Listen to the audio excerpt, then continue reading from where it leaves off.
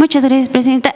Presidenta, en otro tema, frente al desafío sistemático al servicio de administración tributaria que ha enarbolado Grupo Electra, hemos visto que en Estados Unidos una auditoría judicial libró una orden de detención contra Ricardo Salinas Pliego, por lo cual tuvo que pagar una fianza en una confrontación con la SEC y tuvo que pagar pues una multa bastante grande. Por el caso Codisco, aquí en México preguntarle si se tendría la posibilidad desde el SAT y vía la Comisión Nacional Bancaria y de Valores de embargar algunas cuentas del empresario. Bueno, tendría que revisar el SAT en particular lo que planteas, ¿no? Desde mi punto de vista, pues los juicios que están allá, ¿no? Y los juicios que están aquí. Parte de la controversia del arbitraje internacional que interpusieron a quienes les debe por bonos, da el argumento de que por qué en tribunales mexicanos se solicitó un juicio, en este caso civil, o un amparo para no pago de un juicio que se está llevando en Estados Unidos. Ese es, digamos, el arbitraje. Entonces, en ese caso, pues nosotros, porque vi ahí en las redes que decían, ¿por qué la presidenta va a recibir a estas personas que le están pidiendo reunión? Pues porque tiene que ver con un arbitraje en donde está involucrado el Estado mexicano, relacionado con el tratado comercial. Entonces, por eso es importante recibirlos con la Secretaría de Economía, sí, dado que están solicitando una cita. Pero yo creo que habría que revisar el SAT, no tengo conocimientos y llegan hasta allá las competencias del SAT, ¿no? Tendría que revisarlo. Y en el caso de las deudas de aquí, el otro día la Procuradora Fiscal planteó que hay 9 casos que suman 45,000 millones de pesos que están en la Corte o que están por llegar a la Corte. Además, ella habló hace tiempo de un monto mayor, que son juicios que están todavía en tribunales que no llegan a la Corte. Entonces, son estos 48,000 y dije claramente, si se paga, pues tienen derecho a descuentos como cualquier deudor que están establecidos en el Código Financiero. Tiene derecho a lo que dice el Código Financiero, ¿no? Eso fue lo que plantearon. Se lo pregunto porque ante tribunales de Estados Unidos, el despacho que representaba al señor Ricardo Salinas Pliego en el caso contra AT&T reveló que el señor Salinas Pliego estaba buscando abrir empresas y cuentas en Canadá para reducir el riesgo, pues, de que sus fondos tuvieran que pagar más impuestos. En Revista Fortuna tuvimos acceso a algunos documentos en los que, pues, se menciona esta declaración por parte de abogados que fueron despedidos precisamente por el empresario. Bueno, pues ya lo dijiste. Gracias, Presidenta. Buenos días, Hatsiri Magallanes, de MBS. Preguntarle al dirigente nacional del PRI, ayer Alejandro Moreno, dijo que la iba a acusar por esta expropiación que se hizo a algunas propiedades de sus familiares. Yo solo dije, primero dije, parece que, si ustedes ven mi declaración ayer en esta conferencia, parece que, porque me preguntaron de las expropiaciones que está haciendo el gobierno de Campeche. Yo dije, parece que adquirió estas propiedades con recursos ilícitos. Entonces, así es, parece que adquirió estas propiedades con recursos ilícitos, pero en todo caso tiene derecho a lo que cualquier ciudadano tiene, ¿no? A defenderse en el momento de un acto de autoridad.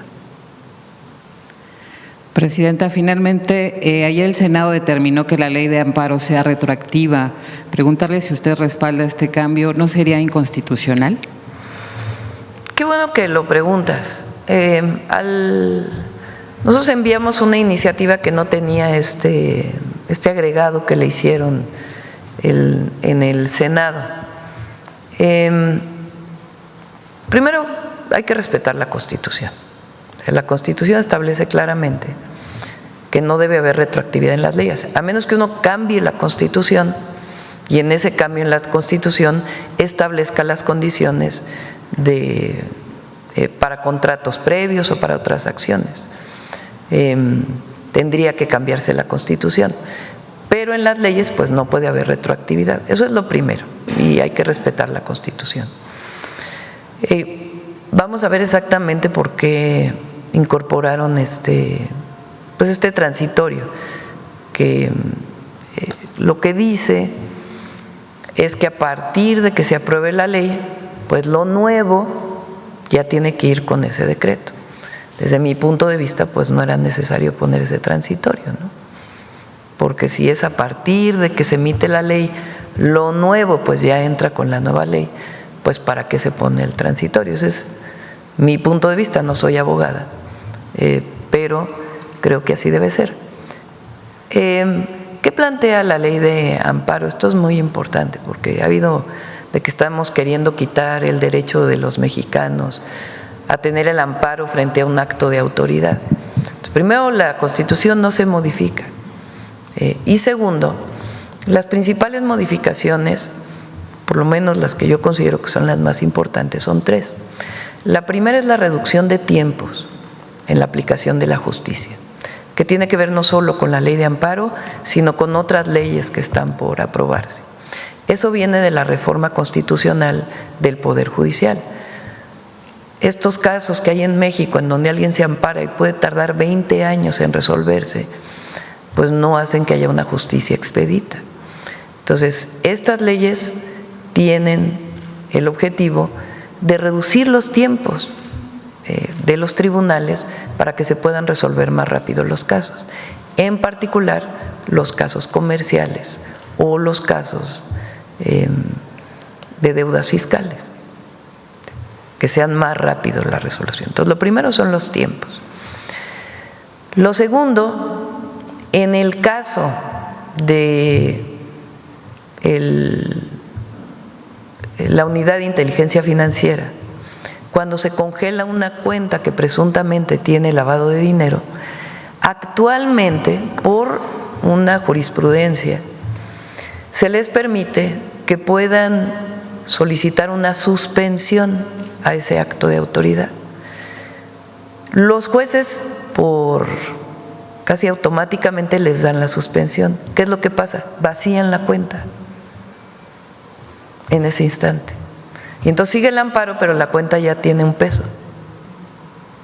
Y ese dinero, por la razón por la cual fue congelada la cuenta, pues lo sacan de inmediato. ¿Qué es lo que dice la nueva ley? Que no procede la suspensión, sino que hasta que se resuelve el amparo ya se verá si en efecto hay lavado de dinero o no hay lavado de dinero. En el momento que se resuelva el amparo, que ya va a ser muy rápido, pues entonces o se le regresa el recurso a la persona o sigue la investigación con la cuenta congelada. Entonces ese es el segundo, que es muy importante.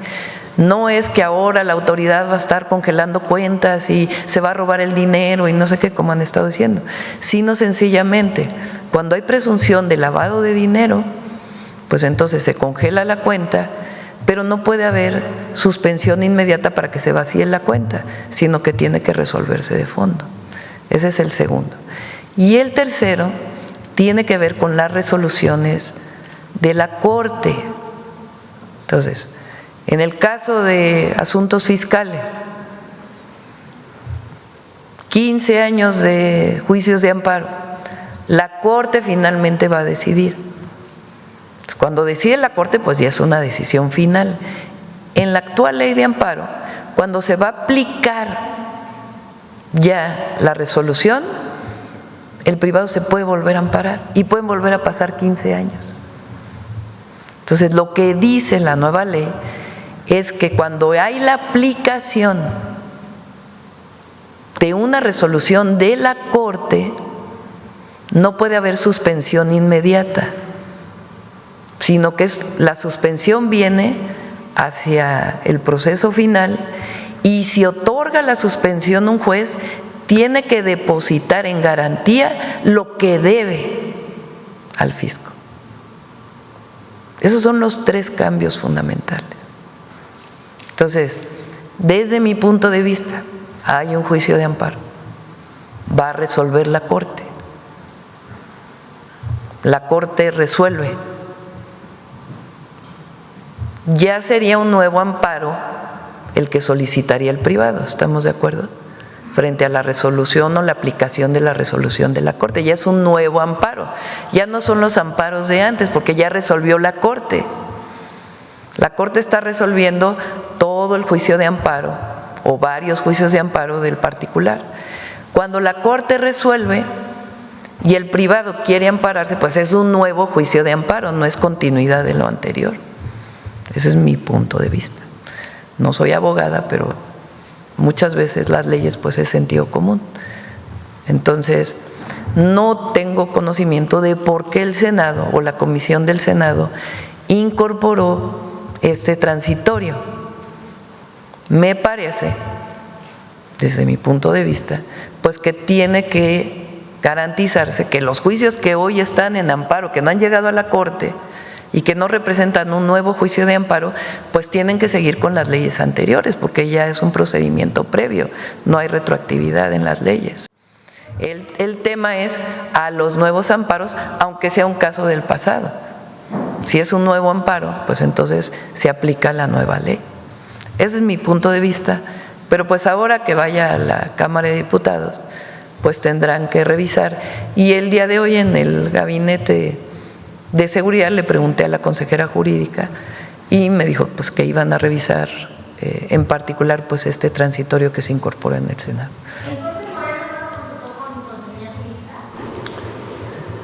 No, el Senado puso ese punto. Bueno, se puso ese transitorio.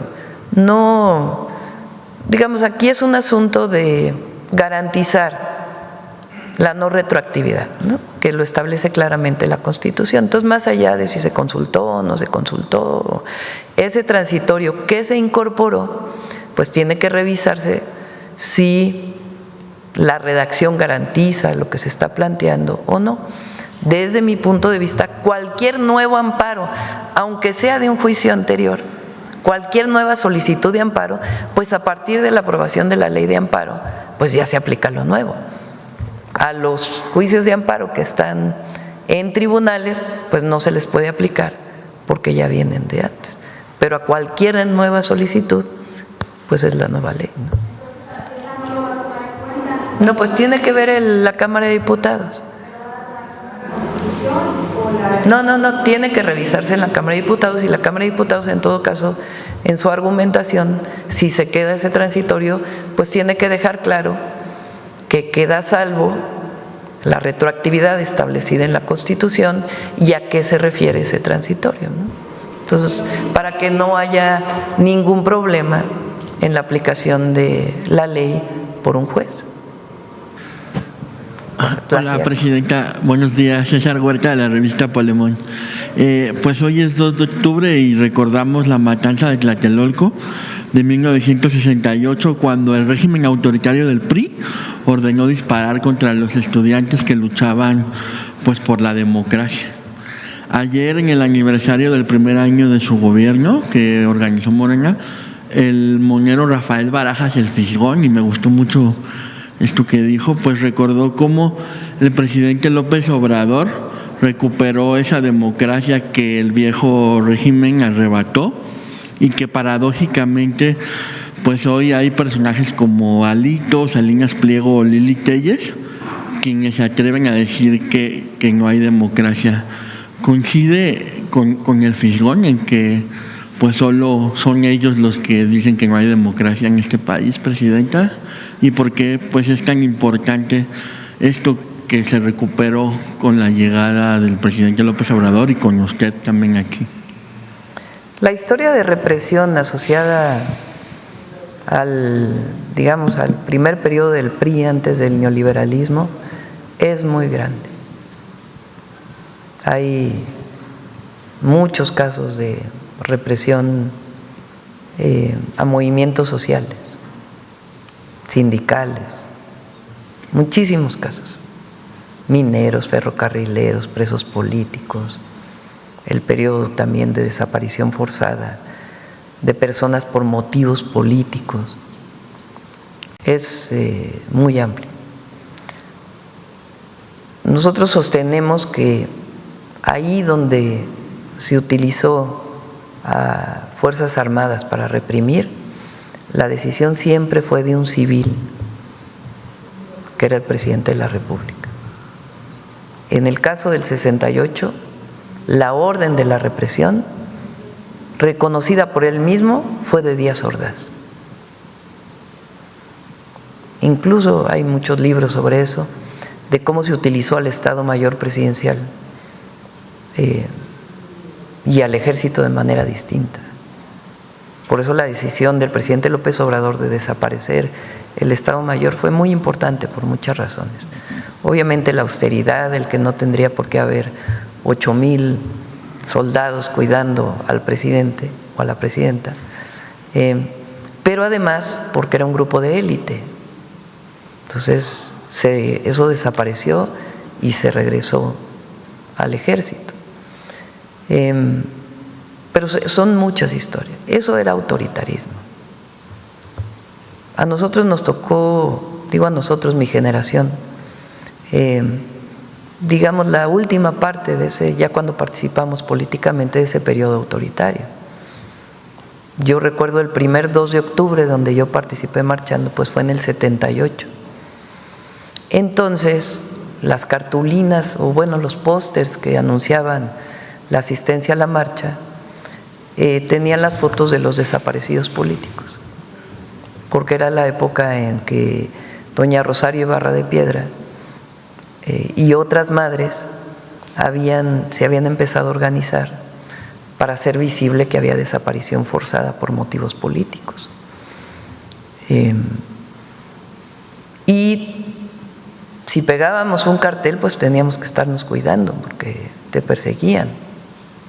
O sea, le estoy hablando del 78. 78 ya gobernaba López Portillo, ya se hablaba de la reforma política, pero había que estarte cuidando. Si hacías una pinta o para convocar a la marcha, pues te detenían. Y ya era la última parte de ese periodo, pues terriblemente autoritario. Hay muchas historias aquí se pueden contar, y de los presos políticos. Entonces, eso es autoritarismo. Y por supuesto, había regímenes todavía más autoritarios, pero en aquel entonces no había lo que hay hoy en los medios de comunicación. O sea, de lo único que se hablaba era de lo que había hecho el presidente de la República. Era el control absoluto y total de los medios. Que a nadie se le fuera a ocurrir, pero hablar en contra del régimen, ni menos del presidente, porque se le corría de inmediato y había sanción al medio. No había libertad de expresión ninguna, de ningún tipo. Y bueno, evidentemente, la desaparición de muchos luchadores sociales que podían, a lo mejor estaban cometiendo una ilegalidad, pero en todo caso deberían de haber sido presos por la ilegalidad y llevar un juicio y no ser desaparecidos políticos. Entonces, eso era autoritarismo. Hay otras formas también de autoritarismo, pero en este caso, o sea, vean todos los medios. Pueden decir lo que quieran de la presidenta, de lo que sea. A nadie se le habla por teléfono a un dueño de un medio para decir, óyeme, córreme a esta persona que está hablando mal del presidente. Eso no, hay libertad de manifestación. Bueno, tan hay libertad de manifestación que incluso cuando hay acciones de provocación, desde mi punto de vista, como las que hacen algunos grupos, no hay detenidos, porque sabemos que lo que buscan es provocar para generar mayor problema. Entonces se vive una situación de libertad enorme en nuestro país, enorme. Vean ustedes nada más Fox cuando gobernó, porque es el PRIAN, no se nos olvide. Bueno, aunque yo dije el otro día que parece que ya tiene tan mala fama el PRI, que ya el PAN se está queriendo aliar con MC, ¿no? Pero el PRIAN es el PRIAN, porque Fox y Calderón gobernaron en alianza con el PRI, y Salinas, Zedillo y Peña, incluso con el Pacto por México, pues gobernó en alianza con esos partidos, es el PRIAN. Pero en la época de Fox no se nos olvida el desafuero. Claro que hubo tal movilización tan masiva de tantos millones que se tuvo que echar para atrás. Pero el fraude también es una forma de autoritarismo. El fraude del 2006, pues finalmente no permitieron que gobernara quien quería el pueblo. También es una forma de autoritarismo. Entonces sí, la Cuarta Transformación, por más que digan nuestros adversarios, y por eso su discurso no entra en la gente, es libertad, es democracia.